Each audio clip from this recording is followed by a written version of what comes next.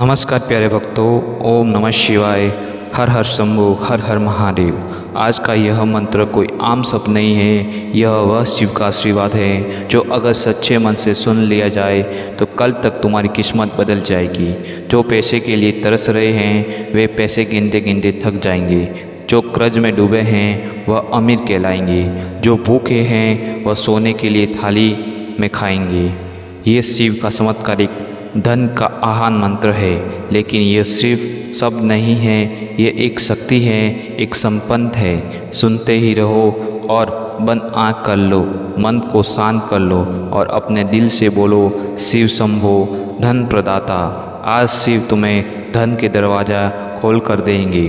तुम्हारे घर में धन की वर्षा होगी, ऐसा पैसा आएगा जो रुकेगा भी नहीं। यह वीडियो कोई जादू नहीं है, यह शिव का आशीर्वाद है। आज इसे पूरा सुन लो, देखो कैसे शिव तुम्हें अपने शरण सिंहासन पर बैठा देते हैं। तो बोलो प्यार से हर हर महादेव और इस मंत्र को सुनना प्रारंभ करते हैं। चलो सुनते हैं मंत्र को। मंत्र इस प्रकार है। ओम महाकालाय नमः, कष्टविनाशाय नमः, दंडाय नमः। ओम महाकालाय नमः, कष्टविनाशाय नमः, दंडाय नमः। ओम महाकालाय नमः, कष्टविनाशाय नमः, दंडाय नमः। ओम महाकालाय नमः, कष्टविनाशाय नमः, दंडाय नमः। ओम महाकालाय नमः, कष्टविनाशाय नमः, दंडाय नमः। ओम महाकालाय नमः, कष्टविनाशाय नमः, दंडाय नमः। ओम महाकालाय नमः, कष्टविनाशाय नमः, दंडाय नमः। ओम महाकालाय नमः, कष्टविनाशाय नमः, दंडाय नमः। ओम महाकालाय नमः, कष्टविनाशाय नमः, दंडाय नमः। ओम महाकालाय नमः, कष्टविनाशाय नमः, दंडाय नमः। ओम महाकालाय नमः, कष्टविनाशाय नमः, दंडाय नमः। ओम महाकालाय नमः, कष्टविनाशाय नमः, दंडाय नमः। ओम महाकालाय नमः, कष्टविनाशाय नमः, दंडाय नमः।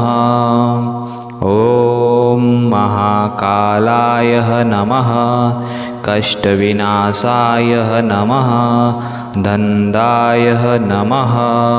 ओम महाकालाय नमः, कष्टविनाशाय नमः, दंडाय नमः।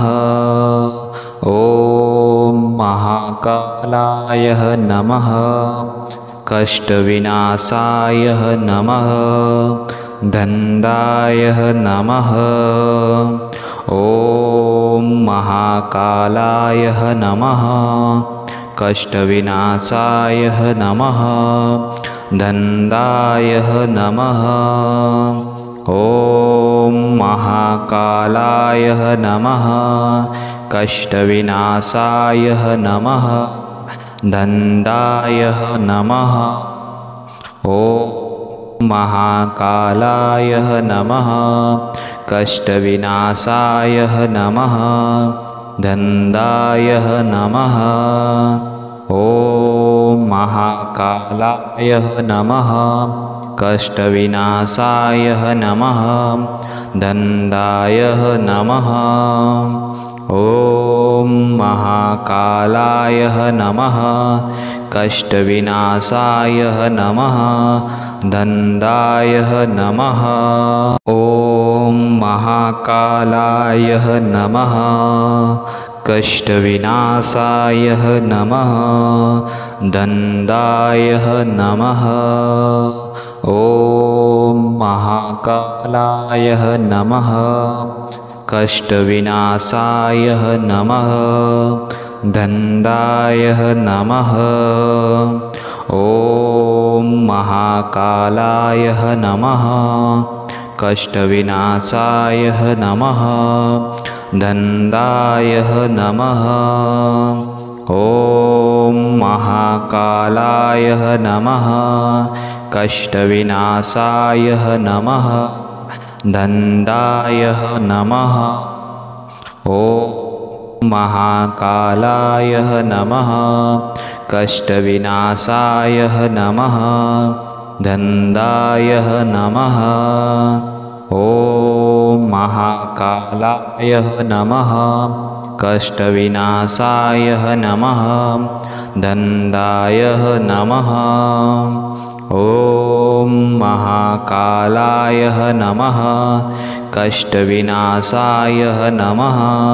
दण्डाय नमः। ॐ महाकालाय नमः। कष्टविनाशाय नमः। दण्डाय नमः। ॐ महाकालाय नमः। कष्टविनाशाय नमः। दण्डाय नमः। ॐ महाकालाय नमः। कष्टविनाशाय नमः। दण्डाय नमः। ॐ महाकालाय नमः। कष्टविनाशाय नमः। दण्डाय नमः। ॐ महाकालाय नमः। कष्टविनाशाय नमः। दण्डाय नमः। ॐ महाकालाय नमः। कष्टविनाशाय नमः। दण्डाय नमः। ॐ महाकालाय नमः। कष्टविनाशाय नमः। दण्डाय नमः। ॐ महाकालाय नमः। कष्टविनाशाय नमः। दण्डाय नमः। ॐ महाकालाय नमः। कष्टविनाशाय नमः। दण्डाय नमः।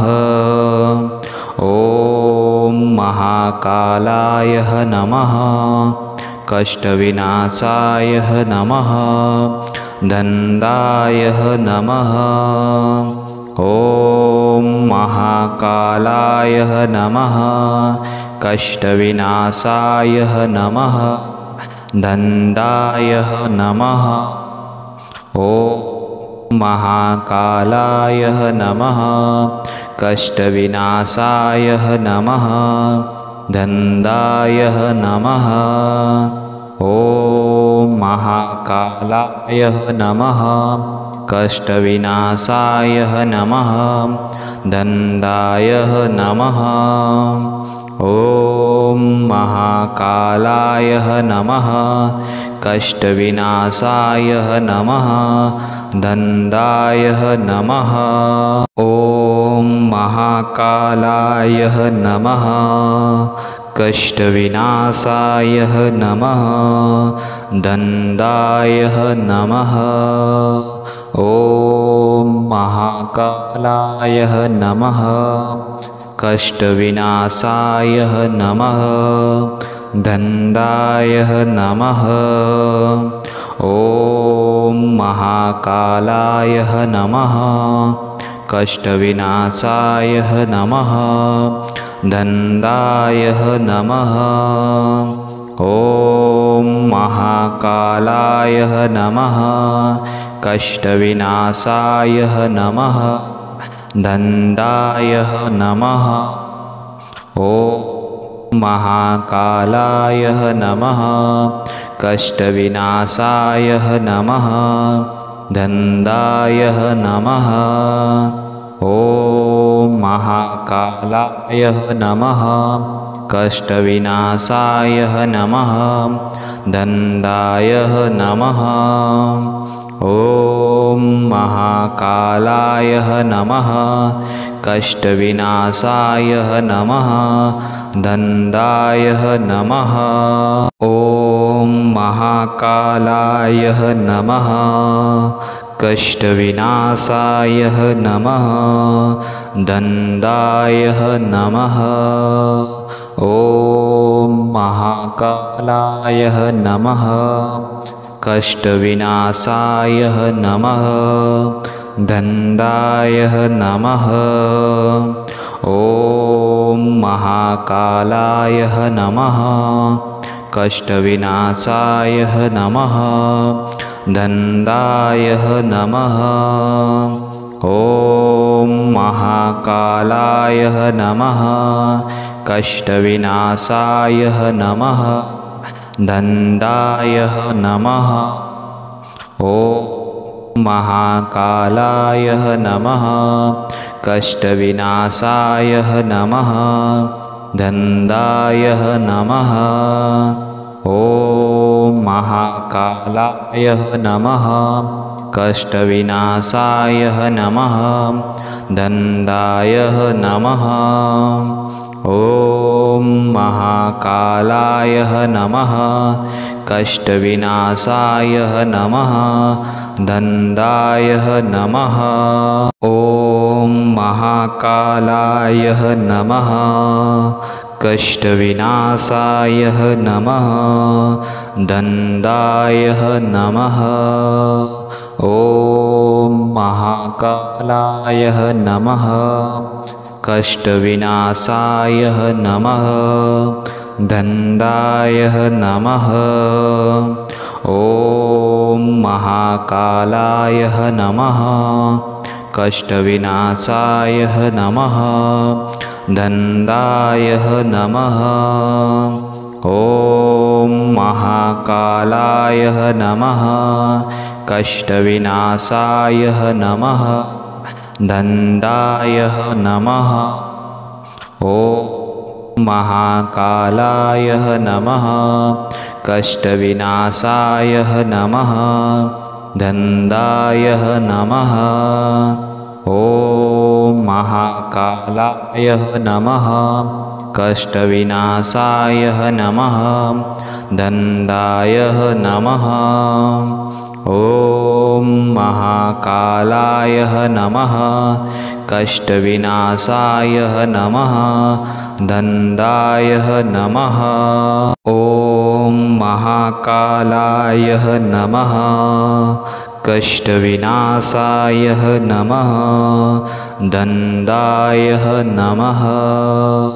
ॐ महाकालाय नमः कष्टविनाशाय नमः दण्डाय नमः। ॐ महाकालाय नमः कष्टविनाशाय नमः दण्डाय नमः। ॐ महाकालाय नमः कष्टविनाशाय नमः दण्डाय नमः। ॐ महाकालाय नमः कष्टविनाशाय नमः दण्डाय नमः। ॐ महाकालाय नमः कष्टविनाशाय नमः दण्डाय नमः। ॐ महाकालाय नमः कष्टविनाशाय नमः दण्डाय नमः। ॐ महाकालाय नमः। कष्टविनाशाय नमः। दंडाय नमः। ॐ महाकालाय नमः। कष्टविनाशाय नमः। दंडाय नमः। ॐ महाकालाय नमः। कष्टविनाशाय नमः। दंडाय नमः। ॐ महाकालाय नमः। कष्टविनाशाय नमः।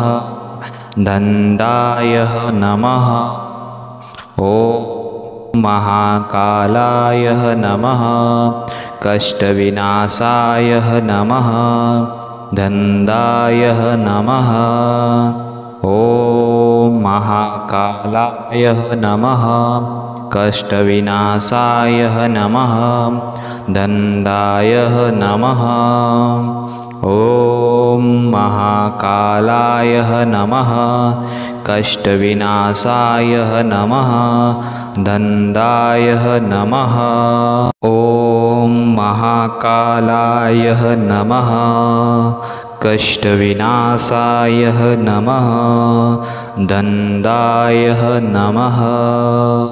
ॐ महाकालाय नमः। कष्टविनाशाय नमः। दंडाय नमः। ॐ महाकालाय नमः। कष्टविनाशाय नमः। दंडाय नमः। ॐ महाकालाय नमः। कष्टविनाशाय नमः। दंडाय नमः। ॐ महाकालाय नमः। कष्टविनाशाय नमः। दंडाय नमः। ॐ महाकालाय नमः। कष्टविनाशाय नमः। दंडाय नमः। ॐ महाकालाय नमः। कष्टविनाशाय नमः। दंडाय नमः। ॐ महाकालाय नमः। कष्टविनाशाय नमः। दंडाय नमः। ॐ महाकालाय नमः। कष्टविनाशाय नमः। दंडाय नमः। ॐ महाकालाय नमः। कष्टविनाशाय नमः। दंडाय नमः। ॐ महाकालाय नमः। कष्टविनाशाय नमः। दंडाय नमः। ॐ महाकालाय नमः। कष्टविनाशाय नमः।